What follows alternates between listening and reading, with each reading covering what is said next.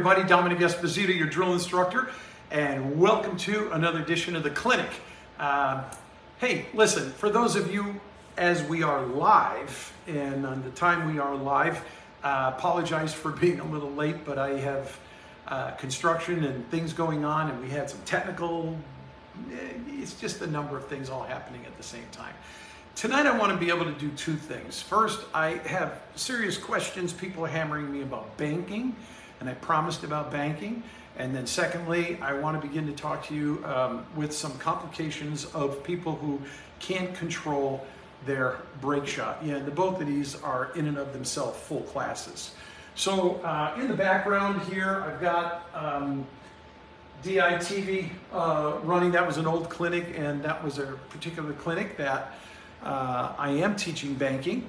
On Drill Instructor TV, you have all my books. You see the actual table layout before you get into the explanation and the teaching. So I want to encourage you to go to the drillinstructor.us and you can check that out, okay? And now I also want to try to cover these two topics, and I'm going to just give you a little piece of each one that's really important, okay? So let me just start with the first one that I wanted to address, which was on the banking. And there are several banking techniques that you can be using, and depending sometimes on the ball position, one gives you better control versus the other, or the ability to use a particular method different than another. But what I want you to understand is, in this simple exercise, if you find from the ball to the diamond of the pocket, and if I have a piece of chalk here, you can see this little white piece of chalk, that is technically where the diamond on the pocket is. And if all you have to do is just measure with your shaft the length of any diamond, you see that? You see that? So for those of you who think the diamond's back here, you know it's not. The diamond on the corner pocket is right there in front of the shelf. So when you're measuring, you're kicking and you're banking, a lot of you are probably already doing a good job, but you're aiming at the pocket. And if you add any length of measurement to a kicking or a banking method, you will have an error in judgment, and then you'll wind up coming in short or long. So the one thing I want you to understand is, if you could find the center of this ball and find the diamond of the pocket you're kicking to. Now, a side pocket is different, yes, because while the diamonds are running here on the side pocket, you wouldn't go like that. That's exactly where the diamond is, depending on the design of your table. On this table, it's literally right here where you can see my chalk in front of it. Okay, I'm holding the chalk exactly in line with the diamonds, exactly where the diamond is on my diamond pool table. And I appreciate Diamond Billiard Products, the #1 pool table in the world. And so when I'm aiming at that diamond position, now a lot of you, you're claiming, oh, the table's running long, the table's running short, this side of the table is sloppy. But you know what? Don't be surprised, it's not really the table. It could be the operator nut that has to be adjusted. Aim for the diamond of the pocket and your measurement will be different. If your measurement for a kick or a bank is off by 1/2 of an inch, you will miss the destination target by 1 inch. If you're off by 3/4 of an inch, you will miss your destination target by 1.5 inches. Exactly, you figured it out. The error is doubled by not having accurate measurement. So measure twice, so you only have to kick or bank once. And then keep in mind there are a lot of other factors. Some of you are shooting too hard when you're banking, and you're closing the angle of the table, and you don't even realize it. Some of you are playing a cloth that might be too new. It's still not worn in. There's slide, and you're not calculating for the adjustment of that slide. Hey, listen, banking takes a ton of work, and it's never, ever perfect on every table, because every table has a slight adjustment difference that you need to figure out and make before you start playing on that table. So I want to recommend, if you had 1 or 2 bank shots, maybe one for the side, for this side, then do one on this side, and then do one for the length of the table, one way this way and one way the other. see whether or not the table is acting in accordance to, based on your fixed shot that you always shoot. How is the table responding to it, okay? Now, here's a quick, simple technique I'm going to show you, but if you go to Drill Instructor TV, I cover all the banking strategies and techniques, and there are several, okay? So, from the center of the diamond to the center, if you find the exact center of those 2 points, that's where the stick starts. Then you will point to the mirror of that diamond, which means I'm pointing right to there, right here. Once I point to that spot and I pick up my cue and I parallel over the ball that's going to be banking or kicking. If there was no 9 ball there, then it would be a cue ball to the diamond, point to the, there it is, parallel shift, and now I take the shot. That's telling me that's the position. But if it's the 9 ball, and all of a sudden, here, let's put it over here, let's mess it up a little bit, okay?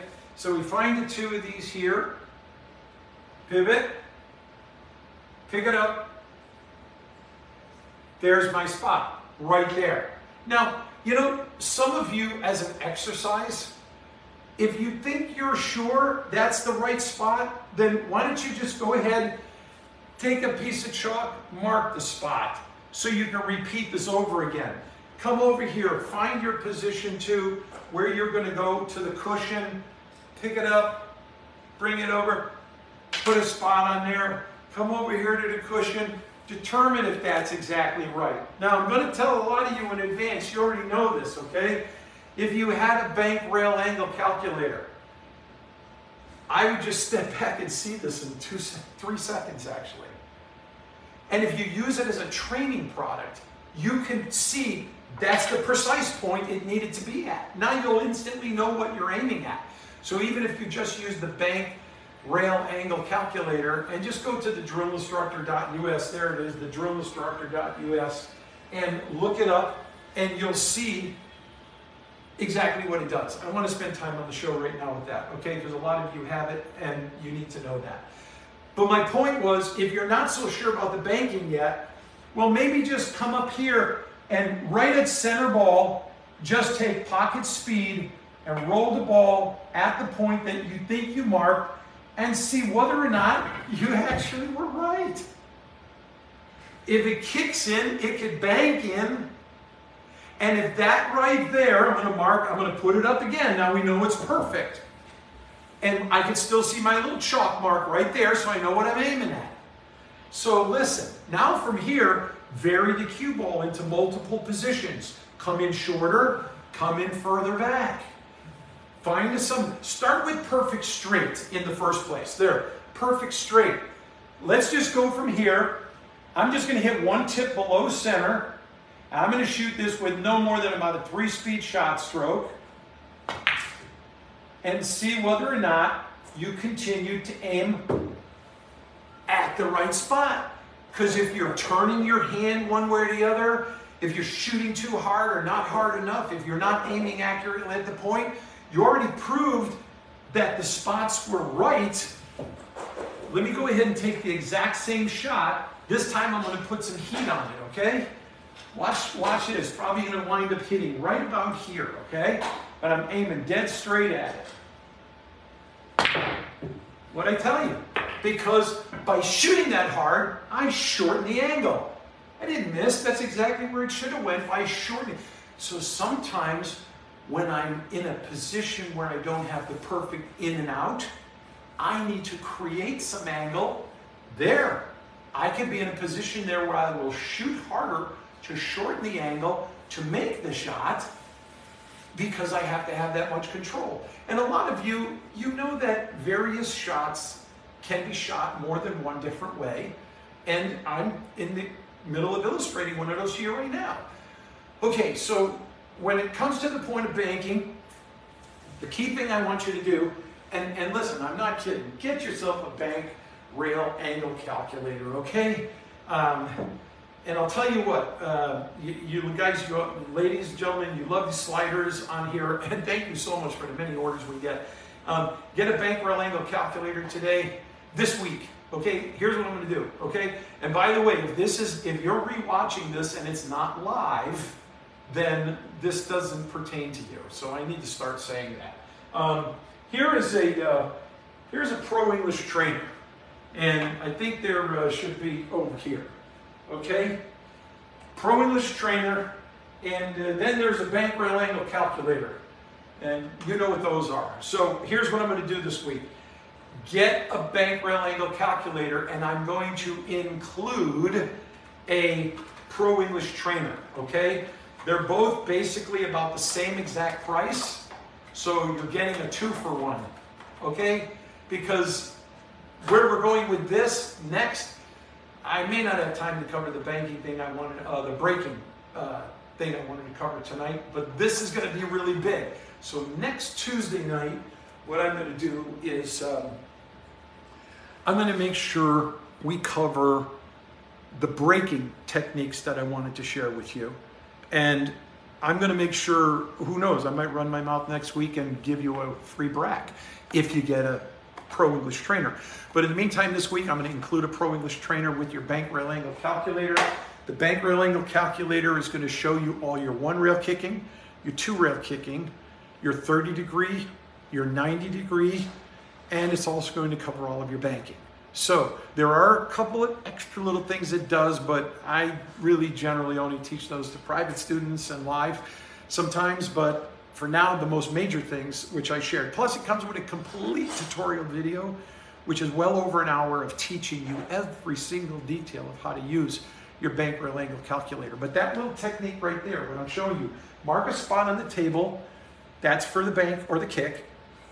Put the cue ball dead straight, find your exact contact point. There's my little piece of chalk.